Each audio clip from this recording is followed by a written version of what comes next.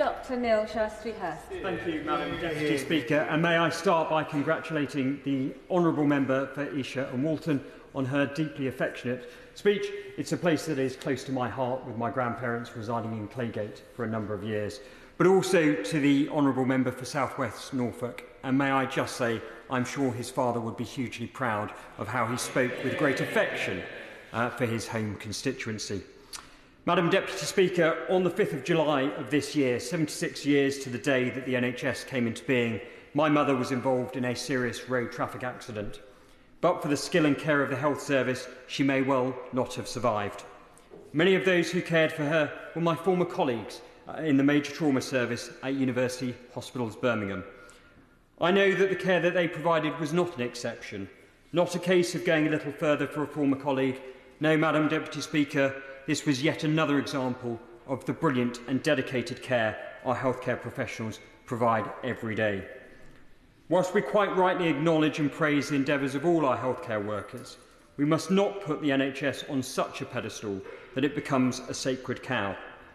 Whilst we can all appreciate the hard work and dedication of our NHS staff, it would be unwise and a mistake, I say, to construe those same workers and the institution as one and the same thing. There is a real risk that there becomes such a religious fervour around the institution of the NHS, its growth and development is stifled.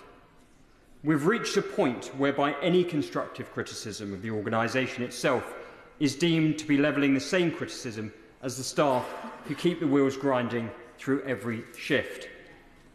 The NHS was, of course, built to provide episodic acute care. Now it is heavily dominated by the management and treatment of chronic conditions. The hospital-centric model that presently exists is arguably outdated, and a paradigm shift to a more preventative, community-based model should be pursued. For far too long, it has been the workforce that has risen up to the challenge rather than the organisational structure itself. The principle that our health service should care for everyone, regardless of their personal wealth, is profoundly important. To undermine that would be to disrupt the foundations upon which it is built. However, we would be doing the NHS a disservice if we failed to have an honest debate about how we improve it.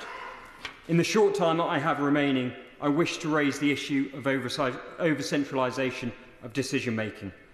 We've ended up in a position whereby clinicians and managers on the front line are less empowered and trusted to make decisions and deliver for their patients. Too many decisions are made at the centre, which leads to overly complicated and often conflicting layers of approval and process. Ultimately, by enabling risk to be held by other parts of the system, local decision makers will be more empowered, decisions will be made in a more timely manner, and a greater sense of trust will be established. Dame Siobhan McDonald.